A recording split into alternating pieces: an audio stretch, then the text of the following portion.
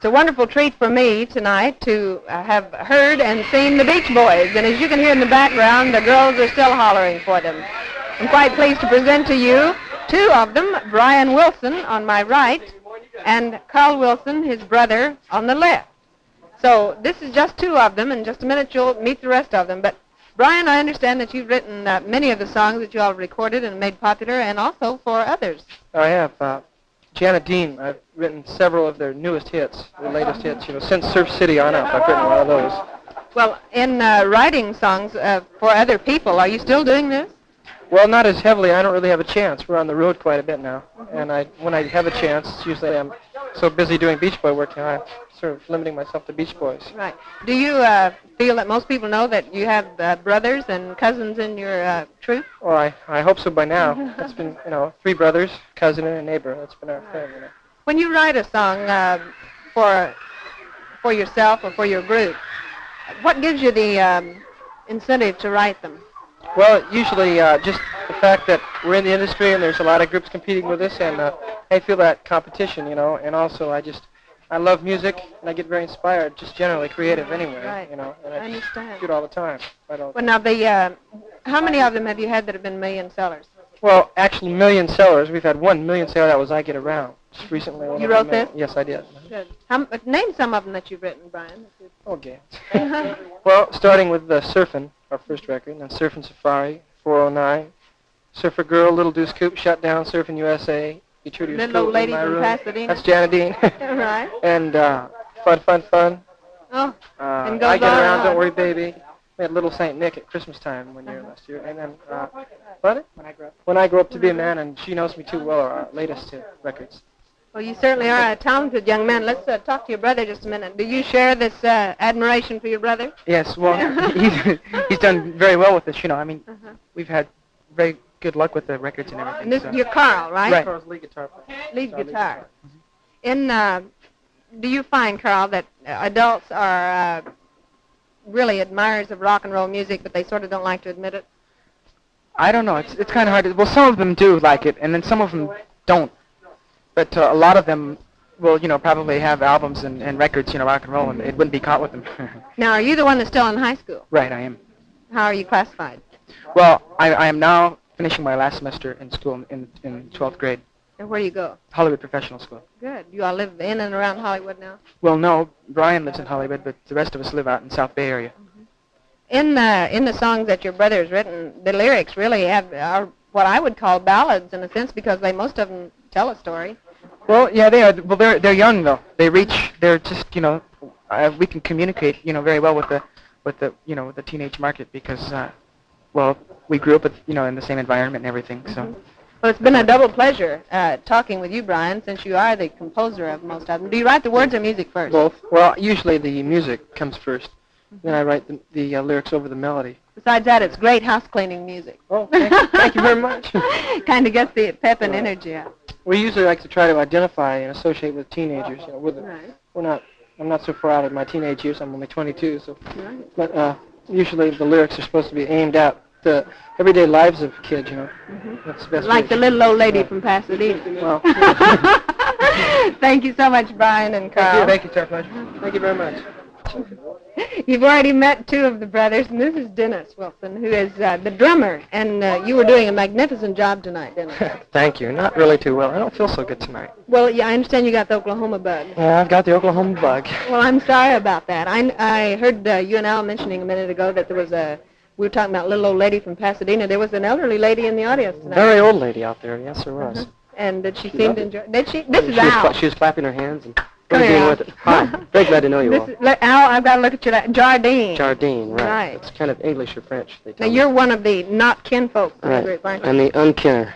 Were you a friend before you got together? We all went to school together at the same school, except for Mike. How did you assemble the group? Well, one day as we're walking down the street, we all bumped heads. Well, really, seriously, Dennis got the idea that we should write something about surfing because he was a big avid surfer then. Very good surfer, I might add. And that's kind of right. And Brian having the talent to be able to write songs, and Mike got together and wrote some lyrics, and then we all got together and wrote the songs. After we met beforehand, for instance, in school, Brian and I went to El Camino College together. And we all got together at his house one day and did it. Well, what was the first song that you did? Surfing. Surfing. Right. Surfing. You're a surfer. Yes, ma'am. Well, this is something we don't have much of in Oklahoma. Yeah, I know. We do have a lot of water skiing, and I'm taking up water skiing now. I just bought a new boat. I love it. Yeah, it's great water skiing in the ocean? The lakes and the ocean, all around. Well, let me ask you something about surfing. Is it mostly balance or A lot of 3/4 of it is balance. And the other quarter is guts. That's what When you see a wave coming up behind you, unless you have the right mental attitude, you're going to get, what do they call it? Wiped out, right? Well, what's the first thing you do when you want to learn to surf? Oh, you start going to church and then... No. No. Oh, I don't know. I just bought a board and went down to the beach and practiced. That's all you can do. You know, there's not much preparing you can do besides wax your board down. Where do you boys go from here? Back to Los Angeles. We get 3 days off, and then we go back to New York. Oh, good. You're going to be doing some television this fall, I understand now. We're going to do the Ed Sullivan Show on the 27th of September. Really big shoe. Really big shoe, right. Right. And we're looking very much forward to that show. Fine. And Europe is in the offing later, I understand? Around October 19th, I believe. That's the exact date. Exactly. Around, it couldn't be too much. Well, thanks so much for stopping by. May I compliment you on your beautiful dress? It is Thank beautiful. you. I think it is Thank you. beautiful. Is it a gown or a dress? Or Well, actually, it's sort of a beach girl type. I like that. I wanted to be in style when I talked to the Beach Boys. Thank you very much for having us on your program. Thank you.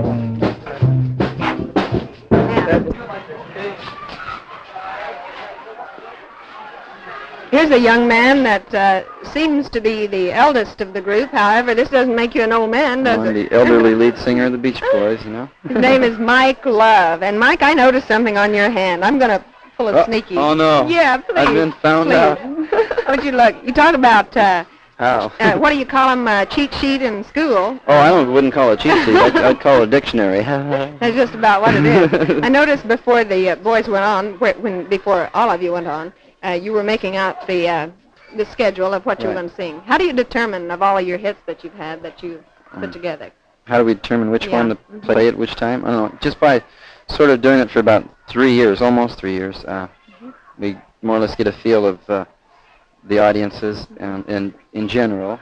And we came up with sort of a basic formula, like if you're going to do 3 fast songs, we should do a slow song following it, or it kind of paces.